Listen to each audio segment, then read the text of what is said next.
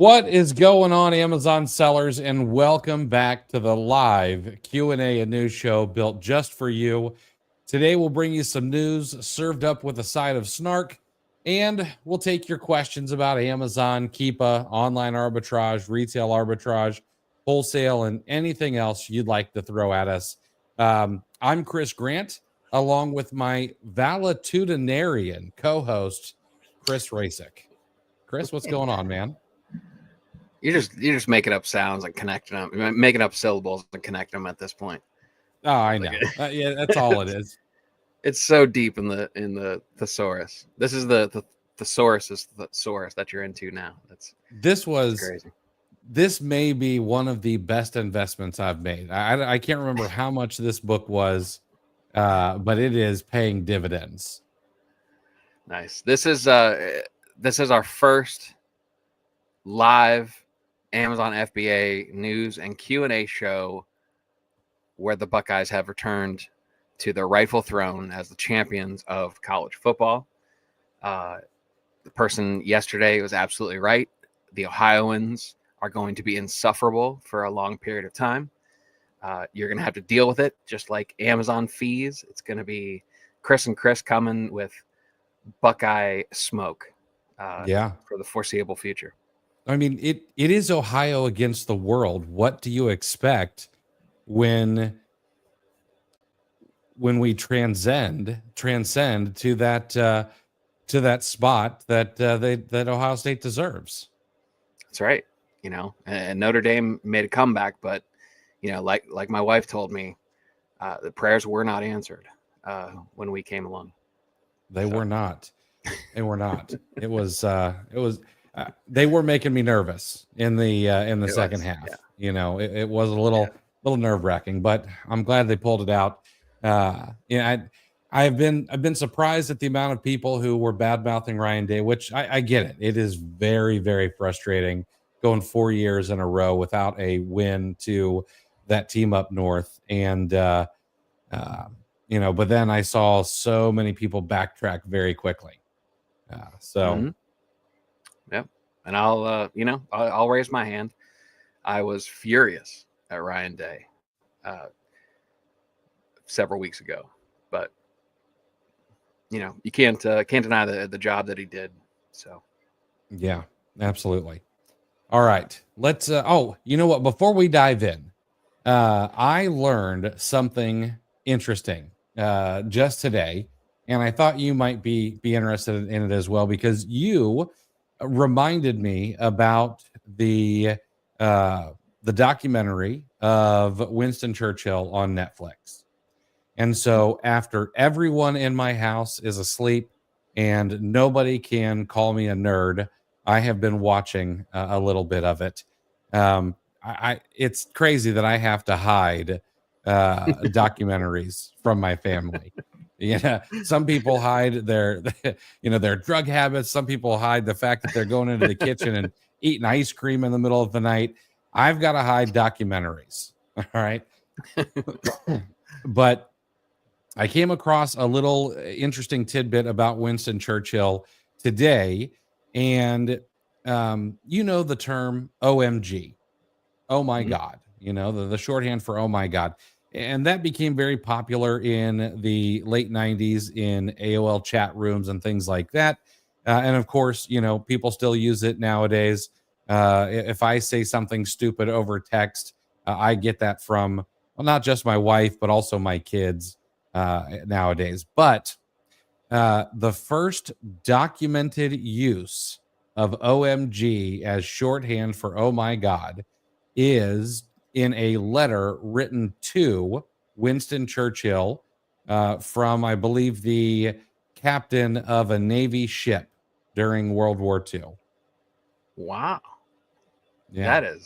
That's pretty interesting. I wonder if the shorthand was necessary or just a remnant from, naval logs needing to keep things brief, or I wonder what the origin of the usage was. Yeah, that's a good question. They didn't go into that, but I thought it was fascinating. Now, And it's All right. we're gonna make the Instagram crowd mad. You know that we're not Oh, I getting to know. the Not getting to the good stuff here. All All right, guys. we're a Before we few get minutes in started, already. we've got an ad. Tomorrow, I'm going to be running my biggest webinar of the year. I'm calling it the Infinite Lead System. And in this webinar, I'm going to show you guys a single method that you can use to have an endless supply of leads as an Amazon seller. We'll cure sourcing block. I'm going to help you have rabbit trails to wander down for days or even weeks. But at the same time, allow you to focus only on the ASINs that fit your business. Now, there is going to be a replay, but I'm going to have to take away a little piece of it, something that I'm only going to share on the live. And I also want to make sure that you can ask questions live and get clarification and answers. So to make sure that the most people can see it, I'm going to do 2 live sessions, one at 2 p.m. Eastern tomorrow, and then I'll be here for the 5:30, and then another one at 7 p.m. Eastern tomorrow, January 23rd. They are free. They are live, both of them.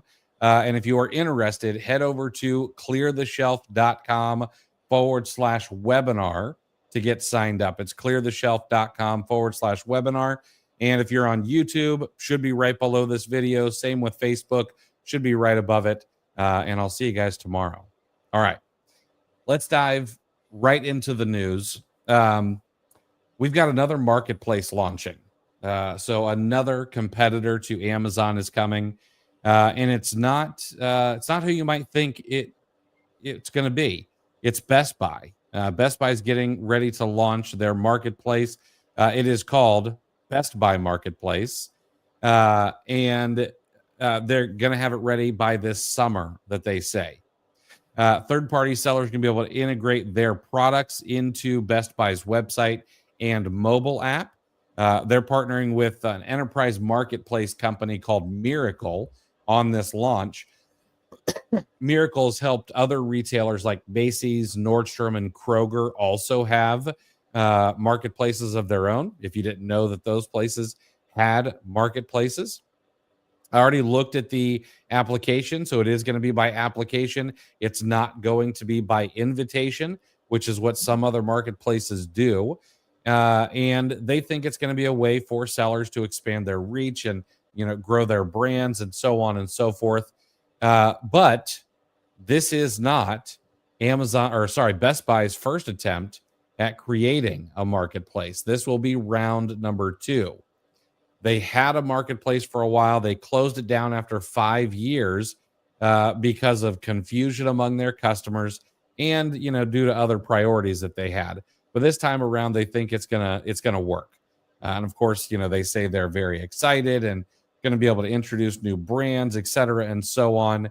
But something that I was interested by. Chris, what do you think? And I can't remember if I already mentioned this or not, but what do you think the number of monthly visits to Best Buy is online, not in store?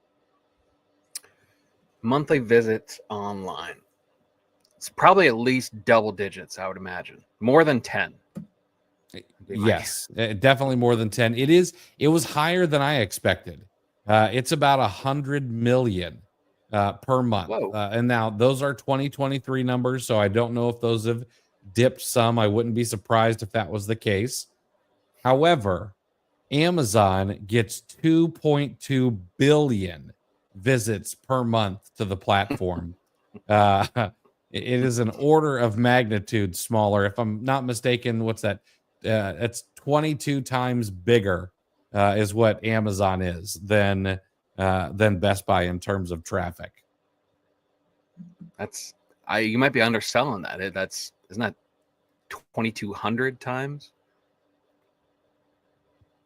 Yes, it might be. I don't know. This is why we don't do public math. Yeah. It's if you ever wondered why.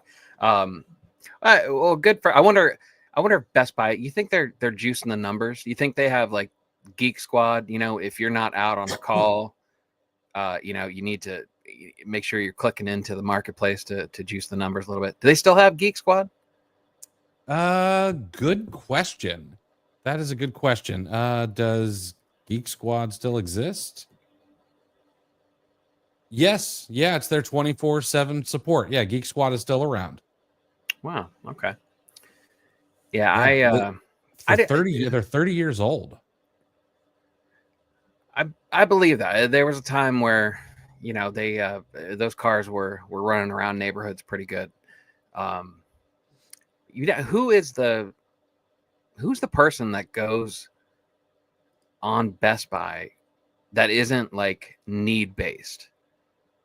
I view Best Buy as a need based retailer only. Like the last time I was in a Best Buy was to get this camera before we started the podcast, because the one that my built-in wasn't going to cut it. And that's probably the last time that I thought of Best Buy on my own. Now there have been leads, and I've been drawn there, because either TA or a VA or something like that has told me there might be profitable products. But as a consumer, that's the last time I thought of Best Buy. Yep. Best Buy for me is one of those places where either my son asks to go because he wants to look at an electronic in person and then subsequently try to talk me into buying it for him. Or it's because I don't want to wait 3 days for something from Amazon for a very specific thing, and I go see if they have it for pickup at Best Buy. Yeah. Other than that, I am not looking at Best Buy for just about anything.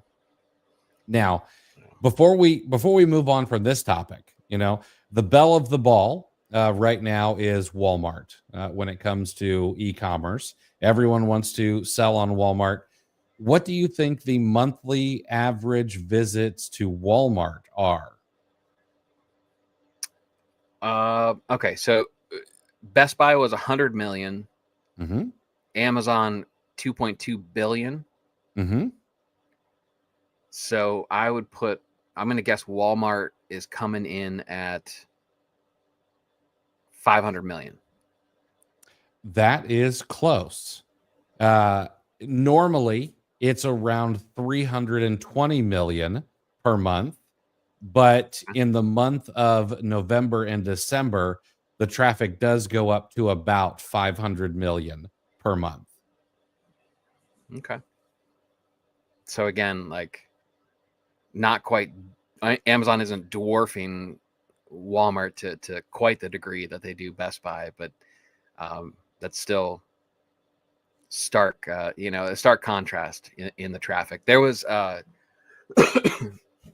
try to look it up, but there was a great statement. It might've been that Marketplace Pulse article, but essentially it said Amazon is frustrating you that you want to leave, but it has so much traffic that you can't leave. It's something along those lines. But it was a pretty good it was a pretty good quote to encapsulate the push and pull that we're going through right now.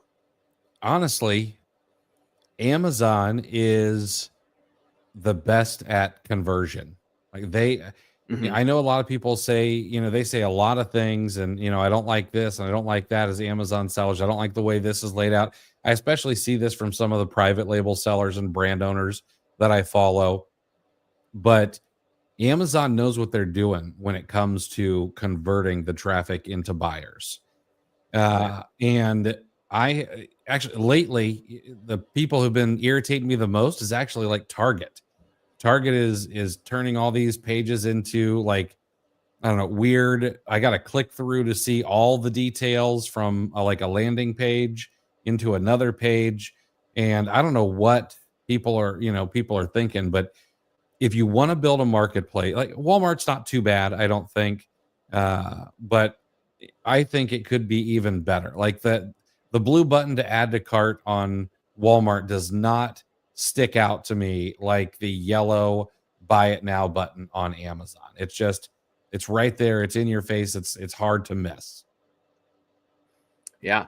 And that's Lest we forget that was the name of the game with Amazon. That's why they're in the position that they're in, because they removed so much friction between a buyer looking for a product and actually able to close the transaction and receive the product. They shorten that. I mean, we kind of forget how impressive, and how much they shortened that window. They revolutionized e-commerce. I mean, they laid the groundwork for the reason so many dollars have moved from brick and mortar to digital. Exactly. All right. I made this the second piece of news because I figured we'd have the most eyeballs. Amazon, everyone is clutching their pearls. They are rather upset about this, but inbound placement options are changing effective February 21st, or sorry, February 20th. Amazon's going to be updating so that the inbound placement options for standard size products, Amazon is updating partial shipment splits so that they will no longer be available for standard size products. So you're going to have two options. You're going to have Amazon optimized shipment splits where there is no inbound placement service fee, and there will be minimal shipment splits. For a fee, you can send your inventory to one location within a geographic region of your choosing. Partial shipment splits will continue to be available for large, bulky items, but for small standard and large standard, you've either got to do optimized or you've got to do minimal. Minimal splits will cost you between 16 and 68 cents per unit for small standard and large standard products. For large, bulky, it can get rather expensive. It can get up to $5, $6, somewhere in there for the largest of large, bulky. Or you can use their optimized still, and you may have to ship to 5 or more locations. However, and here's the biggest caveat, okay? Amazon stated not too long ago that Amazon optimized shipment splits are only going to be available if you're able to pack at least 5 identical boxes or pallets. So that option is going to require packing with the same quantity per item as well as the same item mix, okay, in each one of those 5 boxes. So the way that I understand this is it splits up to 5 different places, and each place has to get the same amount no matter what. And it says at least 5 boxes, but if you sent in 10 boxes, my guess is if it splits it up to 5 places, you've got to have the exact same quantity and item mix across all 5 of those for things to be able to be optimized. So this is, in my opinion, for all the arbitrage sellers, this is really going to be pushing everyone back to minimal shipment splits. I mean, I don't know. I don't see a world where arbitrage sellers, now wholesale, private label, they might be able to do this, but with arbitrage sellers, I don't see it. I don't see it them being able to use optimized shipment splits at all. No, yeah, ever since they announced the 5 boxes with equal units in each, like, I just kind of shut it out. I stopped listening at that point. It just, that doesn't happen. It just between, sites that limit you, per order, you got to try to get a limit 3, and try to get a couple different orders in. Too much can go wrong with the arbitrage model. But what's funny is when years ago, the sellers who had been around the longest, remember how many old school sellers were desperately hanging on to the privilege of paying an extra fee to ship to only one location? Like what was the, Absolutely. and it had a name. Do you remember the name of that? What the program was called back then? Premium placement or? Yes, it was premium inventory placement. Yeah. So you had a privilege, like, and these old school sellers, like, they wouldn't give it up. They're like, no, I only ship to one place right now, and I don't want to have to ship to 3 different ones. And it was, I'll be honest, I was jealous. I wasn't doing the volume. It was amazing. Yeah, I mean, think about, because the one guy, we actually kind of got into the details of him packing a shipment. He did a lot of RA, right? So he was doing his own, vast majority of his inventory was sent out of his own place, right? So he just had the same size box, and he only had like basically one size box, and he would just upload his inventory and just put it in the box, and he would just stop when it hit 45 pounds. And he would just go on to the next box. Like, it didn't matter. He wasn't playing Tetris, trying to fit in, or different size boxes and trying to get a feel for, like, I used to try to eyeball it. Like, that might be a 12 by 12 by 12, like, to try to like minimize and not have to Frankenbox stuff. He could just fill boxes up and then just move on to the next box. Like, I was so jealous of it. And now they announced this, they force us into something that was desirable when it was optional. And they announced this, and Amazon Twitter just goes bananas. Like, oh, you said no new fees. Like, it's like, all right, knock it off. Like, nobody likes the added cost to it, but there may be positives in this. Like, we just have well, on Twitter, I related it to like the scorned lover, like, your partner cheats on you, and but you don't break up, but you sit there and you're waiting for any and every opportunity to throw it back in their face. It's, I don't know, we're a bit irrational as a community right now. We'll put it that way. I would agree with that. There has been lots and lots of changes, and I think that's the biggest thing, is the speed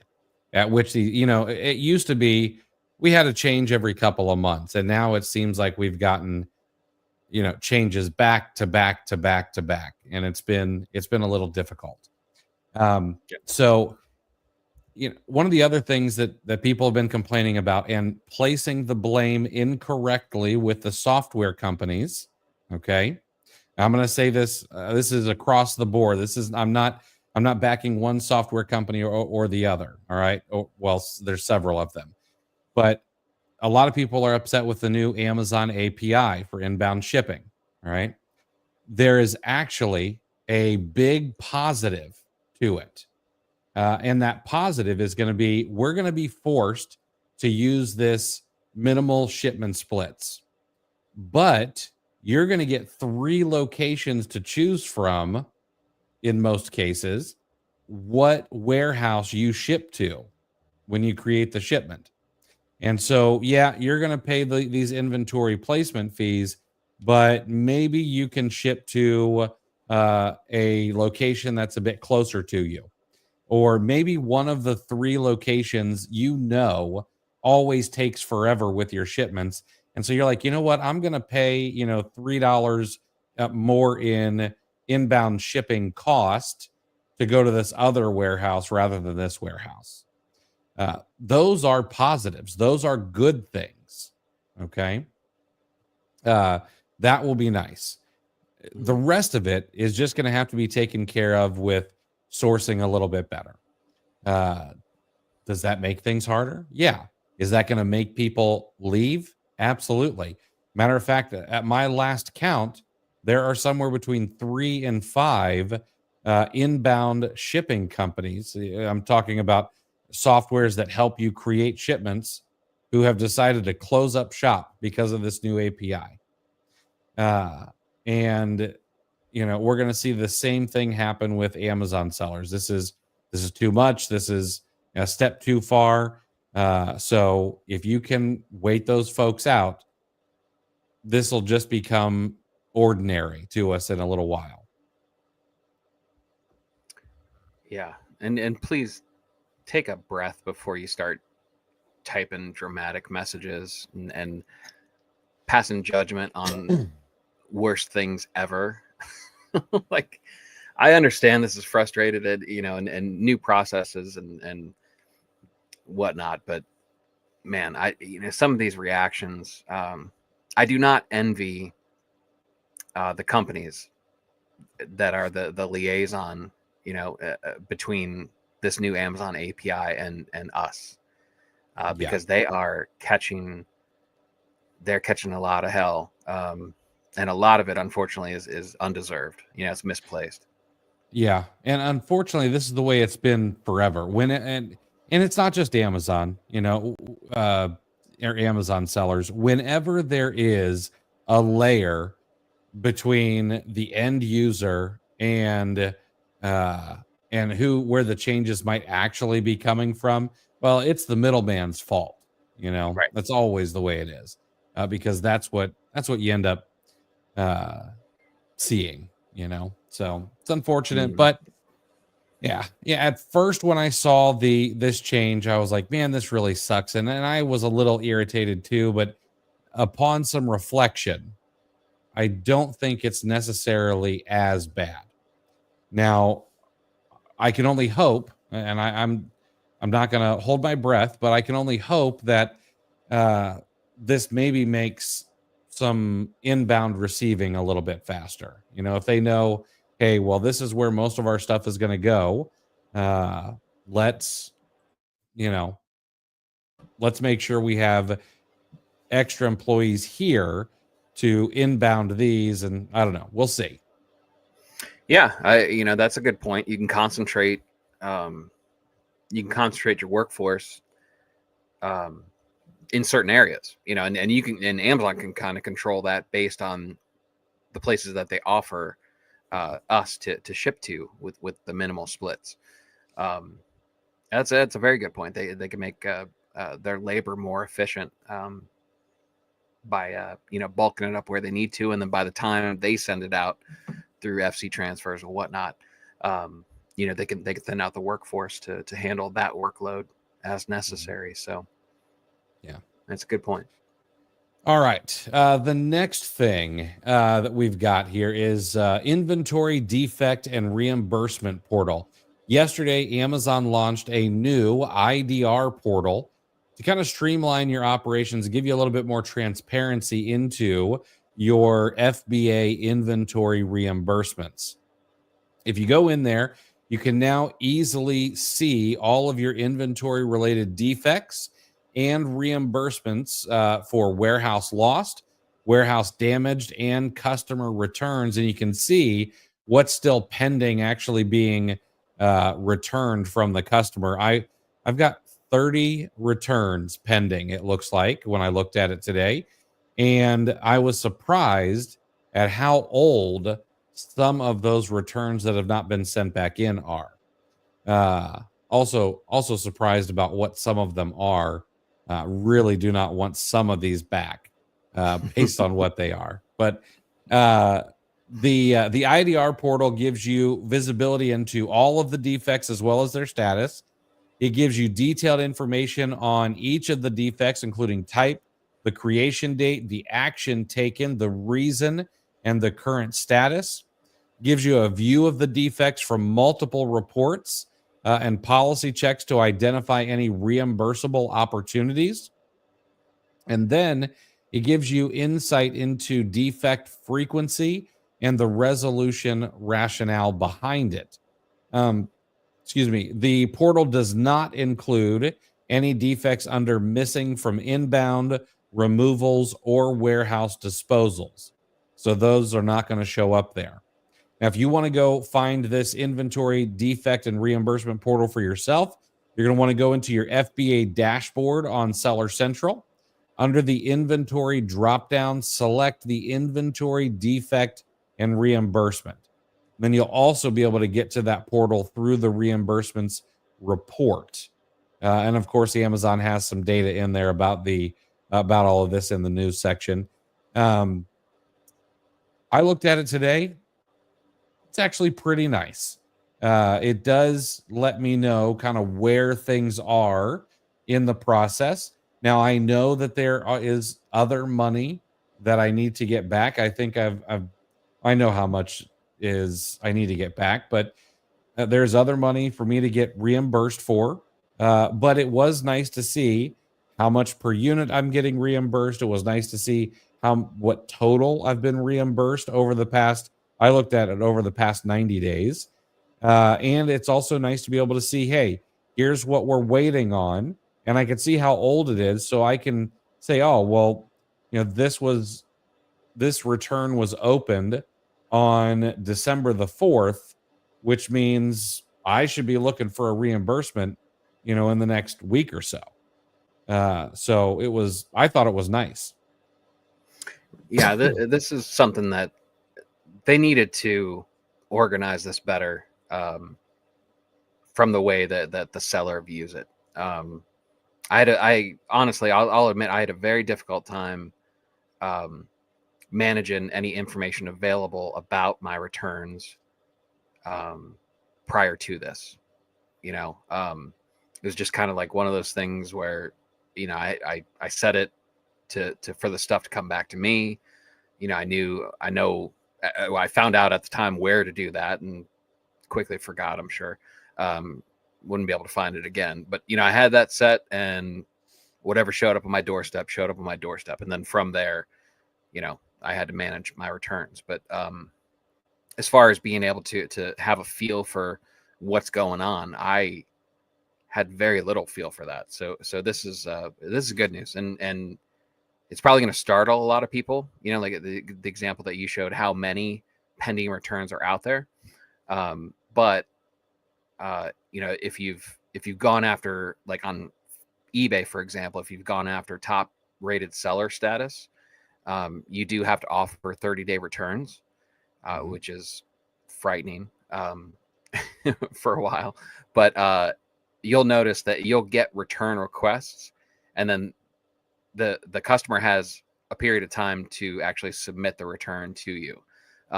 And what's actually surprising is the number of times that time frame expires without the return actually being sent. So, which, as a consumer, as a customer myself, I certainly know that I've missed some trade-in deadlines to get credits on new, electronics and stuff like that. So, it's probably going to be a higher number, and so brace yourself for that. But then realize the reality of it, once the customers actually, once that rubber hits the road. Yeah, absolutely. All right, let's go ahead and let's answer some questions. We've got some that came in even before we started here. So the first one is from SR. Question: how do I handle the same sellers who constantly price tank listings? I'm finding great prices, but can't figure out how they're doing it consistently. You can't. Unfortunately, you can't. It's against the law to like reach out to them. It's also against Amazon terms of service. So you just got to stay away from those people as much as you possibly can. Which is not perfect, because if you say they're storefront stalking you, there's no way to keep them away, unfortunately. You might have to try sourcing different things. Maybe if you were to source a different niche, or maybe you were to source a different price range of product, maybe you would be a little too rich for their blood or something like that. And maybe you get them off your tail for a bit. But I'm just not, there's not a perfect way to be like, you know what, I'm going to make sure they never get on the same listing as me again. But I mean, other than that, other than sourcing differently, the only other thing you can do is start having a rule. If they're tanking the price, well, let them tank the price and sell through their inventory. And send them a little thank you note for making the sales rank better when the price starts to recover. If you can't hold that out, then I don't know, maybe try to sell out a little faster and chase that profit down along with them, which is not necessarily the most fun, but sometimes you just have to do it.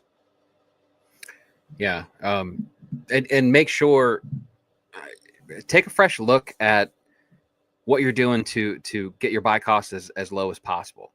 And I will admit this. I kind of assume, I go through periods of time where I assume I'm taking every discount available to me. And then, so what happens is, like, I have the same discount gift card exchange that I've been using. So I kind of get in a groove there. I know basically, my more frequent stores, I have an idea. I could probably guess more times than not what the cash back is going to be. Whatever sales cycles that I've been able to identify and source from there on a regular basis. So I get stuck assuming that I've got every discount and every reduction possible.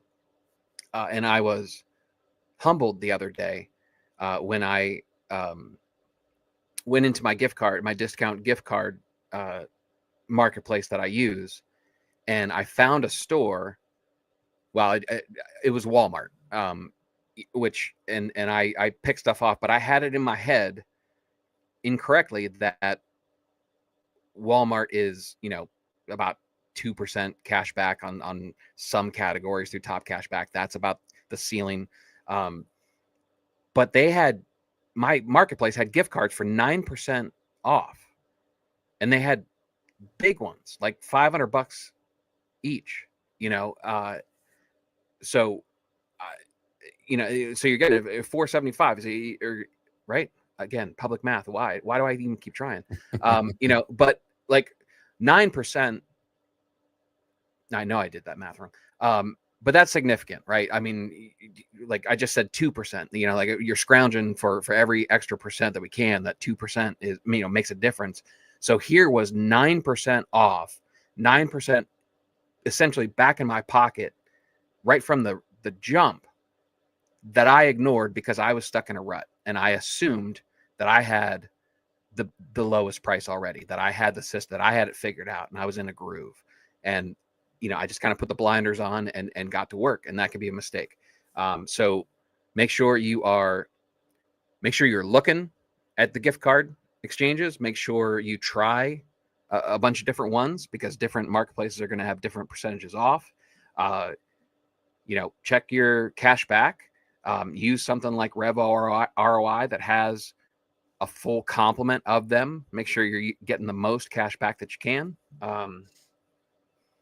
There's a lot, and I will die on this hill, or somebody's going to kill me for saying it for too much, but search for better coupon codes. The ROI on finding coupon codes that no one else is using is huge. And you only have to find a couple before it's worth the time you spent, for the next coming year. So don't take that for granted, as far as your buy cost reductions. And you may have, there's also the issue of everyone has a different dial for where they set their speed of their inventory and the speed of their money. You may be up against, very low ROI from day one. You may be up against just churn and burn sellers, which can be difficult. I was talking to somebody earlier today, and it's, the fast nickel sellers are very, very frustrating to the slow dime sellers, because the wake that's left over in their path, the slow dimes get very frustrated by that. So absolutely they do. SR, what's the best way to set up QuickBooks for Amazon sellers to track income, expenses, and inventory? I appreciate you thinking we're smart enough to answer this question. Honestly, the best way to do this is do it the way I did it, and have someone help you, and then hire a bookkeeper. It's going to be the way to do it. I know that seems like an expense that is, it may be a little much, but it is not something you want to do. Honestly, bookkeeping is one of those things that just makes me want to claw my eyes out. And then the other thing is it's less expensive than you really might think. You could probably find a bookkeeper for $170 to $200 a month in most cases, depending on your volume. That's part of the problem when it comes to Amazon sellers is there's typically a lot of volume. And that's why it feels a little bit more expensive than it could be. But the other thing is do you really want to spend 10 hours a month going through your books? Or do you want to work on the things that make you $50 an hour while you pay someone else $20 an hour to do that for you? After Keepa and Seller Amp, what's the next tool you recommend for tracking profitability and inventory? There are a couple of things out there that you can give a shot. There's Inventory Lab, there is Scan Power, there is Boxem, and there is Seller Board. Those are kind of the four, I would say, main ones that people are going to be using for tracking profitability and inventory. But do remember that none of those make up for an actual QuickBooks program.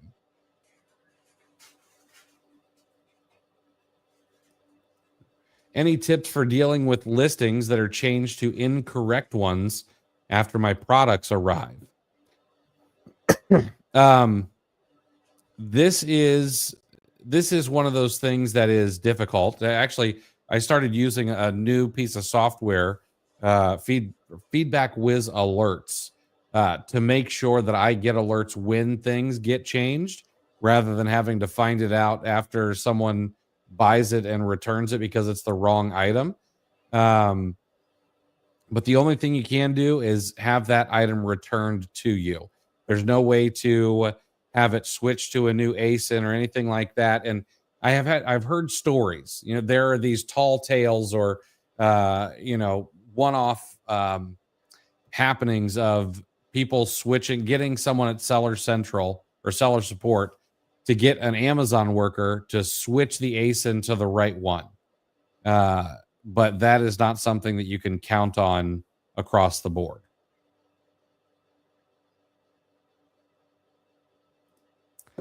And of course, thank you guys for your videos. You're the Hiramdaman of Amazon, sharing invaluable wisdom. Now, if I did not have a rather large lexicon, which just vocabulary, guys, I'm not talking anything bad here, I would take that as disrespect because I don't understand it. But I do appreciate that. Calling us the basically the Greek version of the secretaries of the Greek god courts is what that was. Oh, okay.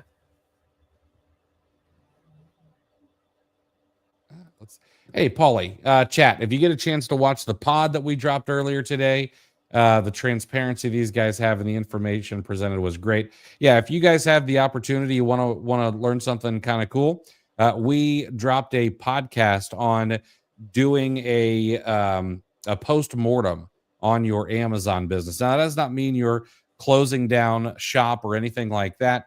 But every year you can do an autopsy on the business the year before and learn what went wrong, what went right, where you can double down and things like that. And yeah, it was a good episode. We had a good time making that one.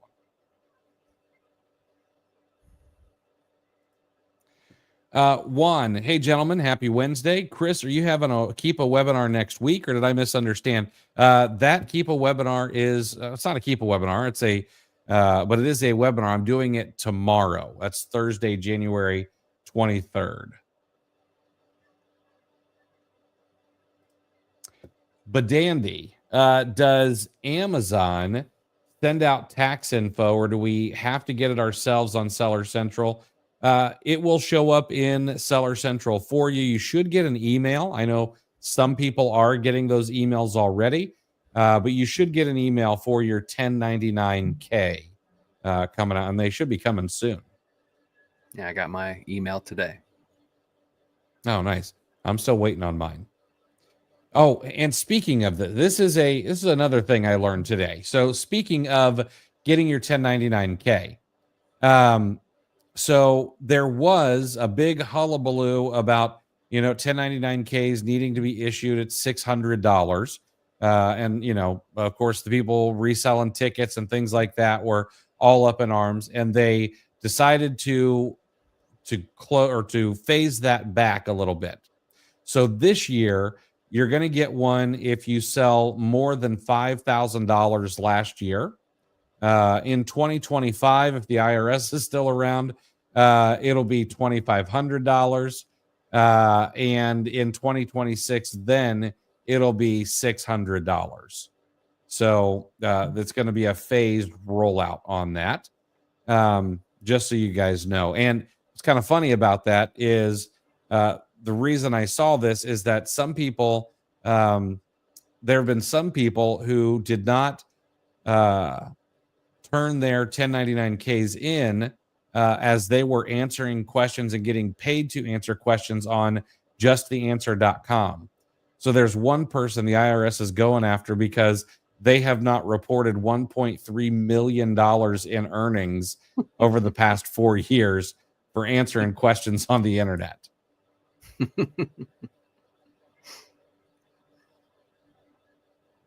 And honestly, that's kind of a job I wouldn't mind having. I could answer questions on the internet. Long. Yeah. No, you've been running lies every day. You kind of have that job. Right. All right, Carlos, when using Keepa product finder, do you prefer rising seller count or decreasing, or how would you use each one? Well, with a rising seller count, unless the sales velocity is getting better or the BSR is getting lower, you're typically going to end up in what Chris likes to call a pinch situation. Okay. Because when the supply goes up or the number of sellers, but the demand stays the same, the price only has one option, and that is to come down. It is a law of economics. So you really want to see Amazon sellers being either flat or going down. If you see the supply going down or the number of sellers and the velocity or the demand of that product staying the same, you should see the price starting to either recover or go up a little bit because that is also a law of economics, kind of economics 101. So I would look for seller count to be decreasing.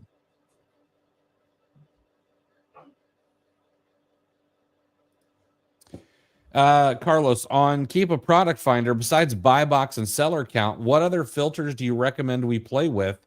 I'm having trouble getting creative. I really like looking for I like looking at brands, to be quite honest. If you do well with one brand, if you do well with one product in a brand and that brand has another 700 ASINs, there's gotta be a handful that you could sell on or more. Heck, I'm thinking of one particular brand. I know Chris knows what I'm talking about, but I mean, there's gotta be dozens, maybe over 100 ASINs that could be sold on. So I do like messing around with that. Looking at the numbers sold in the last month is pretty low hanging fruit. Not my favorite, but one way to get a little creative, create some corridors in the buy box range.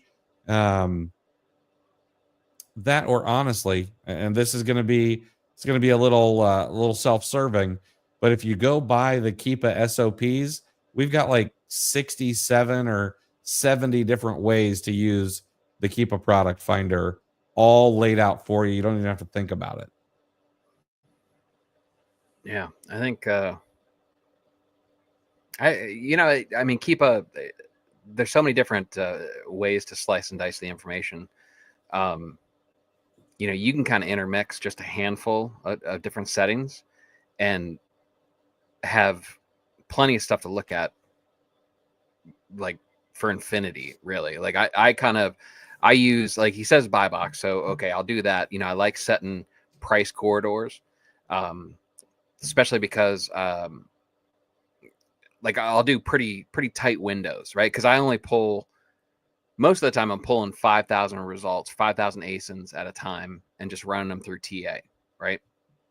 I'll manually source sometimes, but the great thing is you can isolate, with the buy box, you can move the selling price up, if you're looking for more profit, which again, what we talked about earlier, with the extra fees, inventory placement, if you're trying to counteract that, one of the solutions that we provided was source more profit. It's a lot easier to pay fees if you're making a boatload of money per sale, right? So you can slide the buy box price up and kind of set like, hey, all right, I want to look in products that are priced between $70 and $75, because I know there's going to be some that I'm going to be able to get for $30 and $40 with discounts and whatnot, right? So you kind of set that as a target, and then you can whittle that down to certain categories that you like, certain categories that you feel are more likely to have profitable products in it, or lower returns, or whatever your hot buttons happen to be, when you're sourcing. So the one thing I would add is category. You can really dig in and get in the weeds with buy box, seller count, and category. Yeah, absolutely. All right. Next question we've got here is Rodrigo. Do you send templates to customers asking for reviews? I received an email from Amazon that I committed at least one prohibited action in my communications with customers. As a result, I'm temporarily unable to proactively initiate new email conversations. Is there a safe way to send templates to request reviews, or is this practice dangerous? It is not dangerous, no. I don't do it. If I were going to do it, I would probably just hit the request review button inside of Amazon. But my opinion is that, one, if you ask every customer for a review, your chances of getting a negative customer feedback is much higher than getting positive customer feedback, because it's just, when people are unhappy, they typically tell 7 people about it. When people are happy, they typically only tell 1 or 2 other people. We really like to complain as a species, for some reason. I don't know. I'd like to know what in our lizard brain makes us do that. Like, how was that? Was that a survival mechanism? I'm not sure, but that's just the way it is. So I make it a habit not to kick hornets' nests when I pass by them. The second thing is that so many customers don't have the ability to get emails from sellers turned on, that it's really probably a waste of your time. It's definitely a waste of any money you may be spending extra per month if you're using a software. And then the third thing is that if you are not careful, it is easy to go against Amazon's terms of service. If you're sending more than one email, or if you are offering some sort of compensation, or they think you're offering some sort of compensation for a review, it's a good way to get yourself in a fair amount of trouble. So I just don't even mess with it. Hey, so question for you. Is that question centered around private label? Like, what? Because as an arbitrage seller, I never cared about reviews. That they are what they are. It's a very low percentage that are going to provide feedback at all. And if I want more reviews, I've always had it in my head, just sell more items. Because you're going to get one for every 100 or 200 items that you sell, or whatever the number is. Yeah. It's a very small percentage. Very small. Is there a reason? Am I missing something with reviews? Is there a reason to seek those out?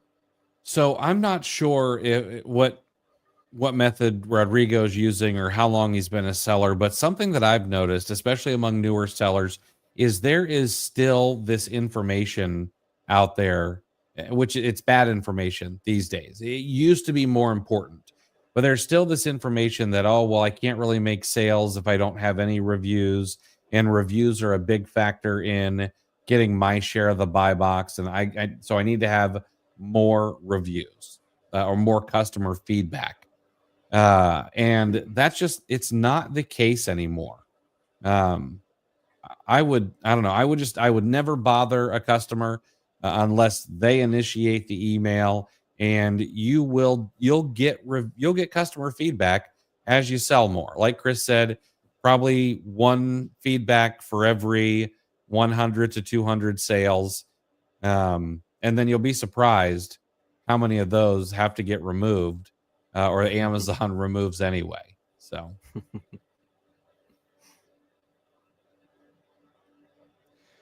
Felix, does Amazon provide tracking numbers for removal orders?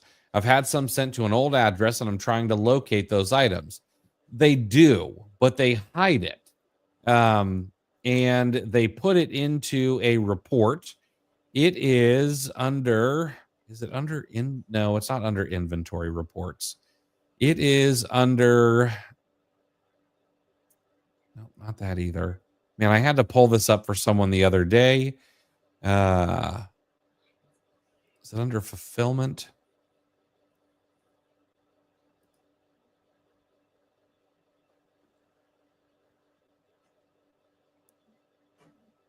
Yeah, removals. It is under the removal order detail report. So if you go pull up the removal order detail report, you can, and actually I'm just going to pull up my last 90 days here, generate that report. It will give you all of the information like your order ID, etc. And if you just want to look at it online, there should be a tracking number. But I know for sure if you download the report, there is a tracking number in those.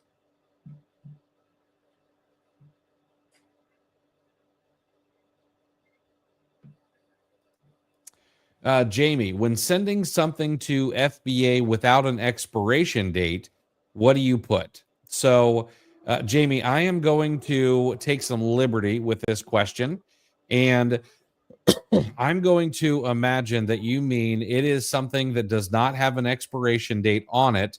However, Amazon is asking for an expiration date. So, typically what I will do is I'm going to look on the product and see if there's a lot code.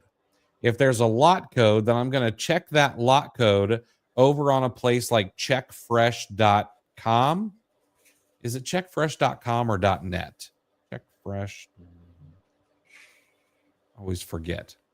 It's checkfresh.com, and there's Check Cosmetic as well. That may be the one that is a .net. Yeah, checkcosmetic.net. And I'm going to see if those equal the expiration date or have an expiration date based on those lot codes. If there's no lot code, then I'm going to look and see if it has a little jar with an open lid on it and a number inside of it. If it's got that, then it lets you know that, hey, this is good for X number of months after the item is open. And for those, I just typically put 2 years on those, because they're fine as long as they're sealed. If the item truly has no expiration, most cosmetics have an expiration date. Anything that you put inside your body or on your skin typically has some sort of expiration date. You might be able to say that, well, like perfume does not really have an expiration date. It does sort of, but it's a whole lot longer than something you would actually put on your skin. Then I'm going to put like a year or 2 on it and then send it on in.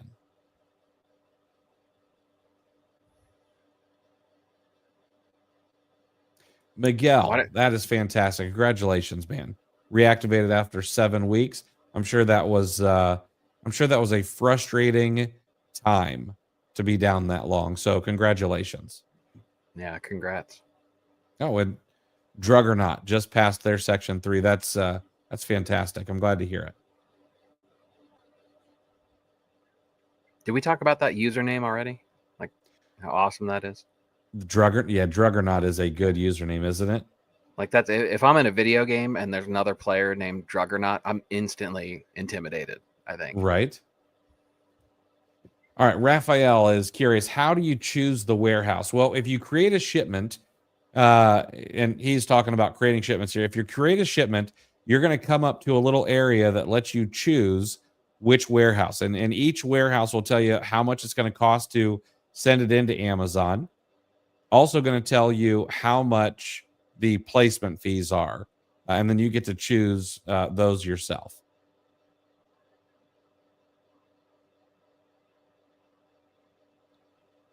Let's see here.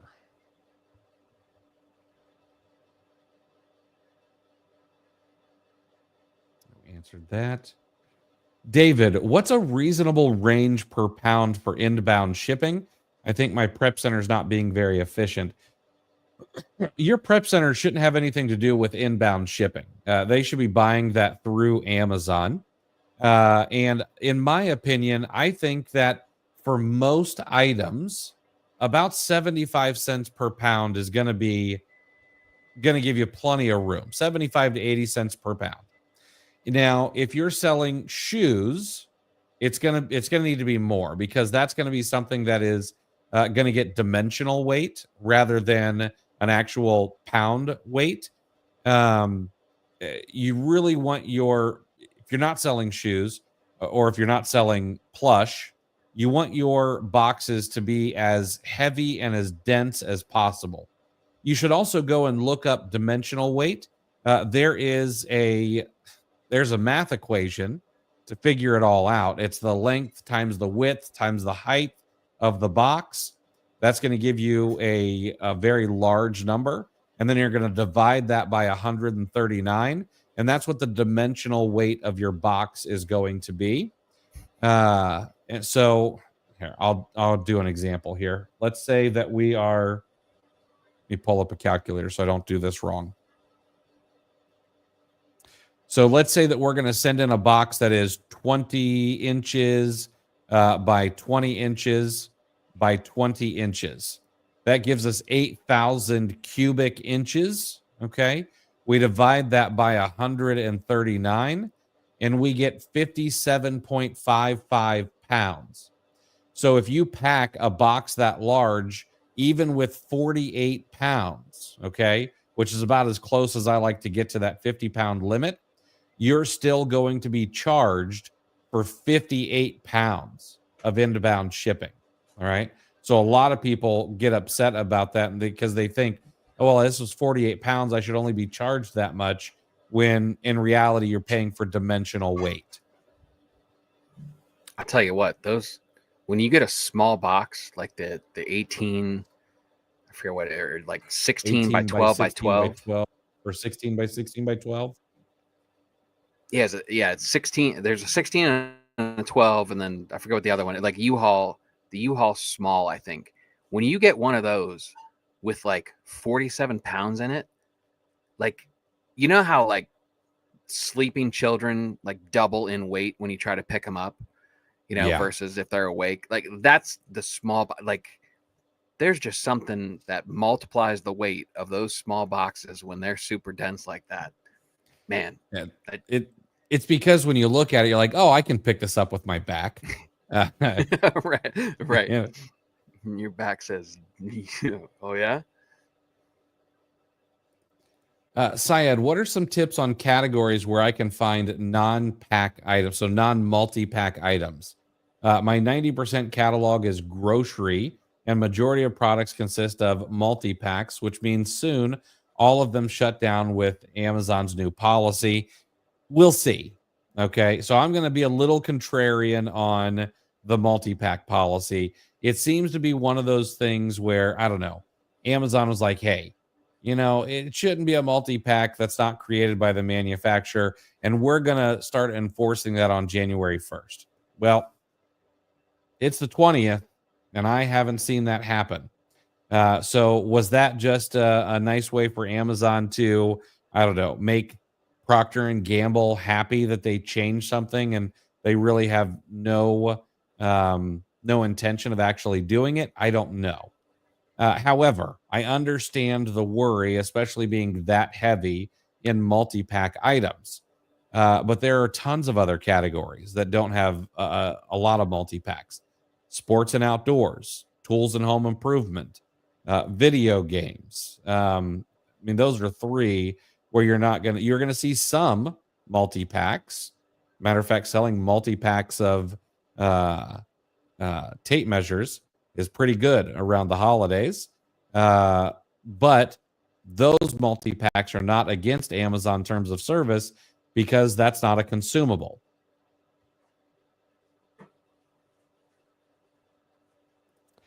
Prep center recommendation, maybe in Pennsylvania. Unfortunately, I don't know of any prep centers in Pennsylvania that I could steer you toward. I really don't have any on the East Coast that I can send you to. I used to, but unfortunately, I don't right now. I give you some on the West Coast. Are there some FBA locations that check in faster than others? 100%. I've got some inventory at Jacksonville right now, and they just seem to be, I don't know, they're taking a bunch of snow days, but it got there before the snow. So I don't know what they're doing. Yeah, there are, and yet if the follow-up question is how do we identify them, there's really no way besides just listening to the community complain mostly, and that's how you identify the bad ones. And then they change too. Yeah. Oh yeah. Yeah. I mean, there you go a year later, and CLT all of a sudden is kicking ass. To where people were pulling their hair out, and then so just search the 3-letter city codes, and in some of these groups, and it'll be entertaining at the least. You should have. You didn't point that guy to your prep center article. Oh yeah, that's I'll tell you what. Who was that? Anyway, if you go to cleartheshelf.com, and in the top right-hand corner, there's a little search bar, and just search prep center, and it got a nice blog post with hundreds of prep centers that you can go through and find one in your particular state or region or all around the country. We've even got UK prep centers on there. All right, Juggernaut, back for round 2. There's an ace and I'm selling that has the wrong product as the picture. If I tried to change it, could I make any mistakes? Would that affect me, or is that pretty idiot-proof? The process, you're not going to be able to change it. You can try. You can submit a new image. You can upload a flat file.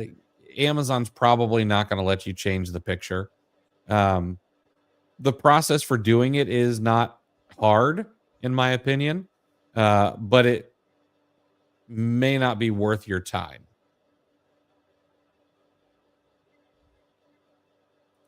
I knew this was out there. See, Rodrigo says he's been selling for a year, 99% wholesale. They taught me with more reviews, you have a better chance of getting the buy box. So there is this little chart that's out there, and one of the factors is more reviews or a higher percentage of reviews. It is a minuscule factor. It is much more important where your inventory is, how much inventory you have, how you're priced against the competitors. Those are going to be way, way more important than how much feedback you have.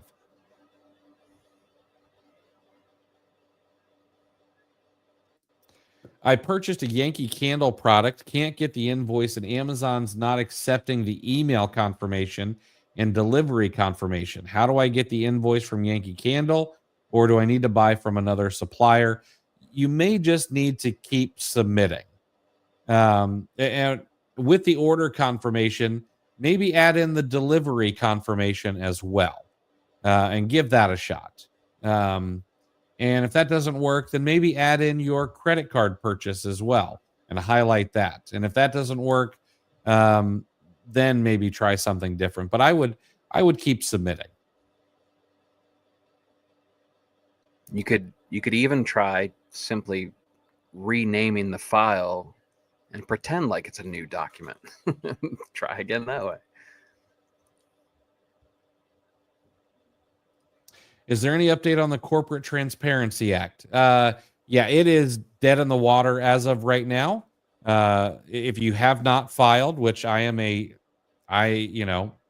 someone who did not file for multiple reasons, most of it laziness, and it is still just being held up. Now, what happens? We're under a new administration. What happens? I don't know. I have no idea. Pretty soon, we're going to have a new attorney general. That's either going to be in a week or in a couple of weeks. So what do? Do they just let it go? Because the attorney general and the Department of Justice is the one who was going to fight that in the Fifth Circuit Court of Appeals. Do they just pull it? I have no idea. But as of right now, it is held up. It's not doing anything. Druggernaut says he uses Smart Prep, who's in Delaware. They've always been reasonable and responsive to any problems. That's fantastic.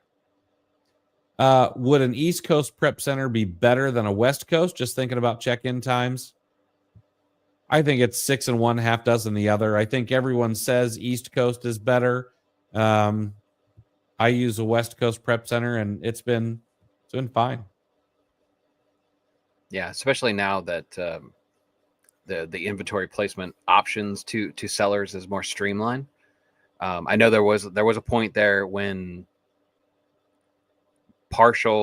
if partial placement was the best option for you, there was a drastic difference where your prep center was. But I think with the announcements of streamlining that and going down to just 2 choices, I think it's far less of an issue. Mm-hmm. So, Jeanette, when you say keep submitting in regards to the Yankee Candle Ungate, what do you do when they send you the same automatic response over and over again? We've become very spoiled when it comes to ungating over the past couple of years, and it's been fairly easy. There was a time not that long ago, 3, maybe 4 years ago, where a lot of people would average 20, 30 submissions before getting ungated in a brand. And that was just the normal. That was the normal thing. So my opinion is, if you know that you have all of the right documentation, I would keep submitting it until they are like, hey, we're going to, suspend your account. If you get to 30, 35 times and you've submitted the same information, then maybe it's time to go look for another place that, to get an invoice. It's a weird time. I don't think they're putting their A players on the ungating team. Yeah. And I forget who it was. Somebody on our mastermind actually got an email from Amazon that said, "Do not email us again." Like, it was something worded like that. But Jeanette, if you're right, and I think talking about like slightly changing your submissions, like I said it like kind of tongue in cheek, but that is something that I've done. I will make very small changes, change the title so that it just something to differentiate it between the last time I sent it. If I'm at the point where I have absolutely everything, if I'll scan a packing slip if I can, I'll add that in just to more information. I'll pile on extra information as much as I can, for the first, you can only do that so many times, maybe up to half a dozen times. And then you can start doing different annotations, and then I name it a different file name, just something where I'm trying to avoid any kind of maybe automation that Amazon might put into place to kick out duplications, so I'll keep trying that way. And then the other thing, and this is speculation, I haven't tracked it, but I feel like it's true. If you're at your wit's end and you've tried a whole bunch of times, try submitting on a Friday night. I don't know I don't know how Amazon divides their shifts up, but I feel like there might be a weekend crew, where the A team, checks out on Friday, TGIF, and they're done for the week. And then the weekend crew comes in, because I have received positive results submitting on a Friday night by Sunday. So it makes me kind of speculate that the weekend crew is there and they have incentive to clear their desks as much as possible before the weekday crew comes back in. Pure speculation. Or they're the stoners and burnouts and they just don't care. Right. Yeah. The janitors have to sit down and put on the headsets and I don't know what I'm doing. Just press a bunch of buttons, but it has worked. Gene, who do I recommend on the West Coast? There is Network Prep, and there is also Proven Prep out on the West Coast. I can recommend either one of those. Let them know I sent you. You should get some free prep. Not a lot, but a little bit of free prep if you use one of those folks. All right. Chris, I read a stat the other day about ultra high earning teens. And I thought you might find this interesting. So in the US, it breaks down to about one student per high school in the US that is making at least $10,000 a year or more while also a student, all right, with some sort of side hustle. So ever since I read that, which I actually read that a couple of weeks ago, I'm always on the lookout for ideas of what my own kid can do as he gets older. And I'm always asking my son if he's seeing anybody at school that might seem to have an interest in making money.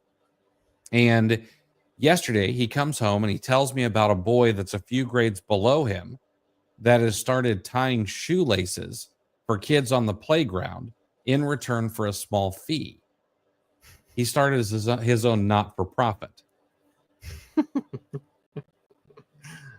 Oh, man. It's too much setup for that one. Too much. Yeah, the balance was off a little bit. Yeah, but actually, that started with a true story. I did read about ultra high earning teens, and it is about one per high school in the U.S. It's kind of interesting. Yeah, that is interesting, and good for them. There's a lot of people out there. Hell, I've got family members that won't seize the opportunity that we have to start a hustle, on just on the side or just casually or in addition to other ventures and make some not insignificant amounts of cash. Mm-hmm. Absolutely. All right. That's it for us, guys. We're going to wrap this up. We'll be back together next Wednesday to do this all over again. I will be back tomorrow at 5:30 p.m. Probably a little hoarse from doing a webinar at 2. If you want to sign up for that webinar, it's kind of your last chance. Go to cleartheshelf.com/webinar, and I'll see you guys there tomorrow. All right. Have a great one, everybody. You see Corey.